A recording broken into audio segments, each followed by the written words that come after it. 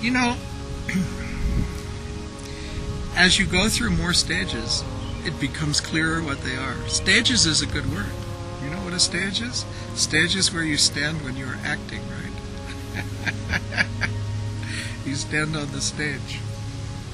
So we're all on God's stage and acting the parts He's given us to play.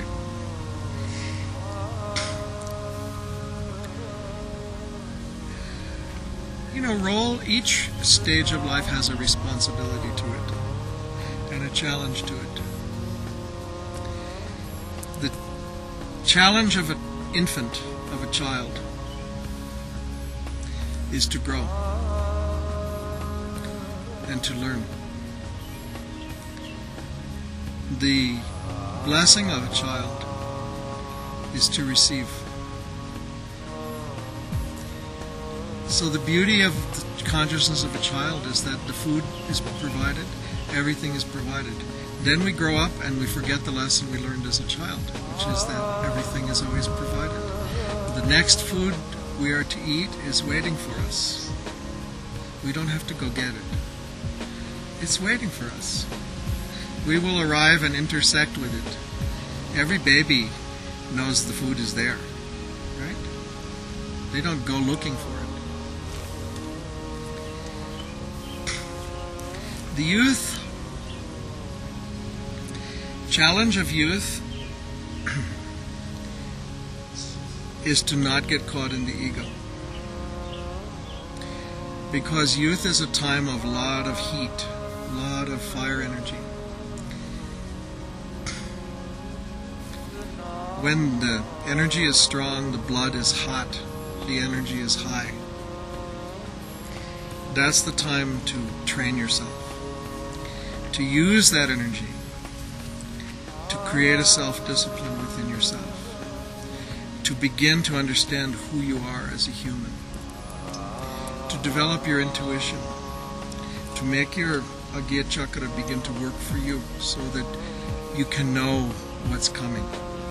Because with your mind, you can only know the past and the present.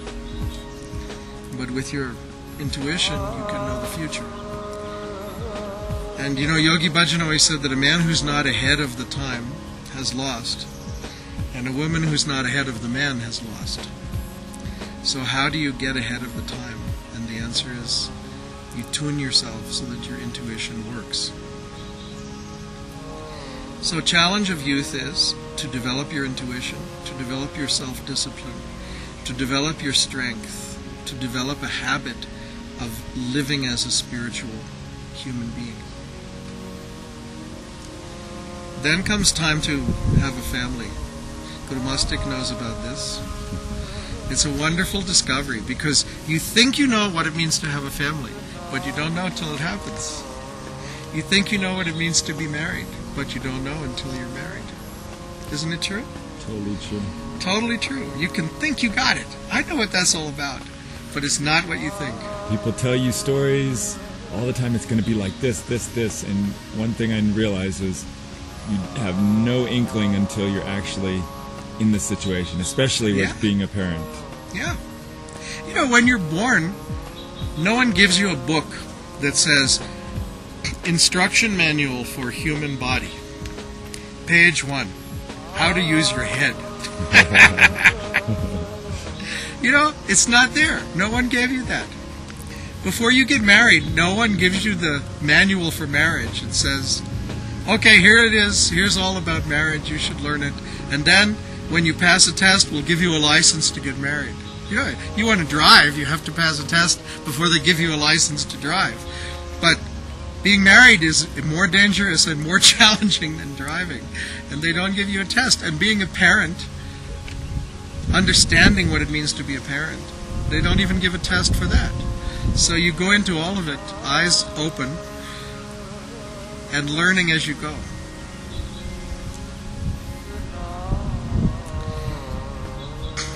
Marriage, you know, as Sikhs, we live as householders. It's our way to be married. It's not our way to live celibate. It's not our way to live in a cave somewhere and practice yoga up in the mountains. We live as householders. Why? Because the whole world rides on the back of the householder.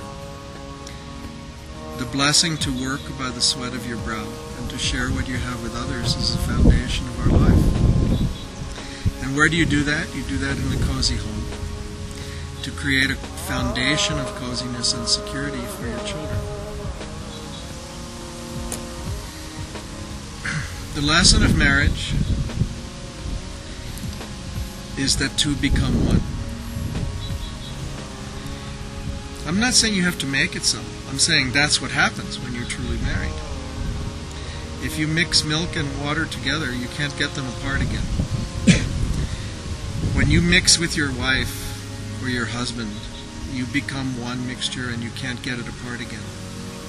So all these divorces and honey, I need some space, and honey, I need to do my thing, and maybe we should separate for a while, it's all a bunch of bullshit. There's no space. It's just avoiding. Marriage is an amalgam in which you surrender yourself into the unity of the male and female. And you play your role with grace. And the essence is very simple. Every man wants a woman he can trust. And every woman wants a man who will protect her. That's the fundamental need that creates the union. And in that union, the woman feels covered and protected and honored. And in that union, the man feels supported and that he can trust the foundation and that he's honored and cared for. And from that union come children. There's no greater blessing than that. And when you have children, I'm just going to say one thing. Guru Master can say more than I can. My children are grown up, his are still small. But I'll tell you one thing. Your priorities in life completely flip. Is that true or not? Yeah. You know, I come from a generation where our parents wanted to be very professional and they had their careers and they had their social life and they went to their cocktail parties and all of that, and children were just something that, you know, you had and you didn't really pay attention to them. But children are not your property. Your children don't belong to you. They belong to their own destiny. They belong to the Guru. They're a gift. And what do you do when someone gives you a gift? You put it on your altar and you pray for the person who gave it to you and you thank them.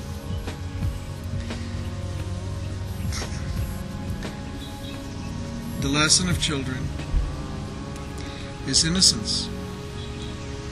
They are a way that we can remember the innocence that we forgot when we knew that we were God. And you remember that you're God through your child's experience of the world and your child's experience of you. And in that relationship comes an intimacy and a sweetness that is beyond description. And with that also comes the responsibility. Because the responsibility to be a parent, you know the word parent? Pay, rent. The parent pays the rent. Your responsibility is you pay the rent. You take care of it. You bring the environments, the security, the cover, but you don't hold on to the child. And this is the time of your life when you're working, when you're earning your living, when you're supporting your family, when you're creating your domain as a man or a woman.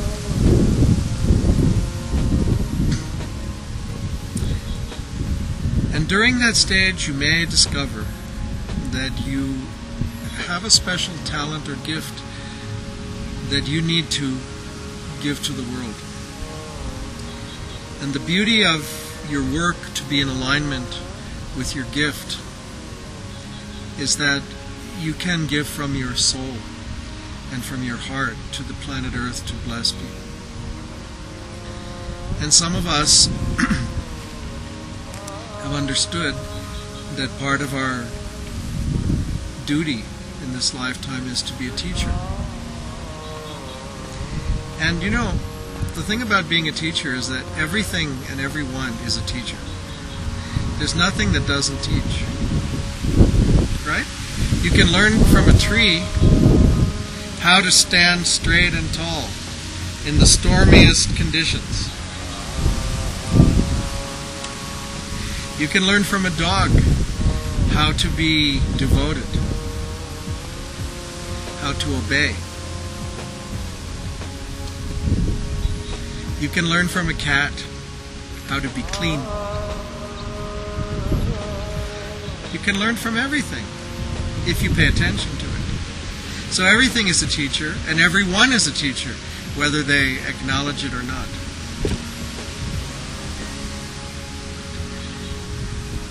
So if you're a teacher, teach. Answer the call. Because you teach from your experience, not from books. You teach from your experience. You can repeat what it says in Gurbani. You can read it and you can repeat it. That's not teaching it. You can recite scriptures all day long, and that doesn't make you wise. The question is, can you live it? Can you live it? Can you experience it? Can you understand it through your own experience? Without that, it's just words. So this is the time of life, you know, in your 20s and 30s and 40s, that you go through your maturity to live as a spiritual being and to take on that responsibility to establish the domain and establish the family. And then you will find, as you gain experience in your life, that as you go into your 50s and 60s, people will call on you more and more for your expertise. You know the story of the engineer who worked for many years maintaining the machines in the factory, and he retired finally at the age of 65, and they hired a young engineer, and everything was going fine until one day the machine broke down, and the young engineer was at his wit's end, and the boss said to him, call up the senior engineer who's retired and ask him to come down, see if he'll come down and help. And so the young engineer called the old engineer. He came down to the factory. He went to his toolbox and took out a small hammer, went behind the machine and just hit it in one spot, and the machine worked. The next day he sent a bill, and the bill was for $15,010. And the boss freaked out, and he called him up and he said, why'd you send this bill? $15,010. I'm happy to pay you, but what are you charging me for? He said, I'm charging you $10 because I had to break my routine and come down to the factory and help you. He said, but what about the $15,000? He said, well, I came down and hit with a hammer. That was part of the 10. But knowing where to hit, that I'm charging you $15,000. So by the time you reach your 50s and 60s, you know where to hit. You know it not because someone told you. You know it because you've done it. And it's part of you, and it's in your experience, in your muscles, in your mind, in your consciousness. So the virtue of that age and stage of life is to live as a teacher and to share your wisdom. And then comes the final stage of life, 75 and on. And that's the time when you disconnect and start to release yourself from the physical plane. Because everyone has to go home. This earth, is just like a hotel. You check in, and you have to check out, and you have to pay your bill and be honorable. No fun to skip out on your bill. Where's the honor in that? So you pay your karmas, and you get to check out with dignity and grace. And there's a certain procedure for that.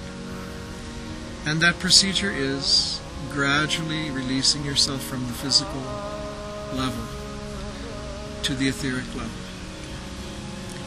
And that process happens differently for different people. Because at the end of your life, you have to release your pranas and let them go.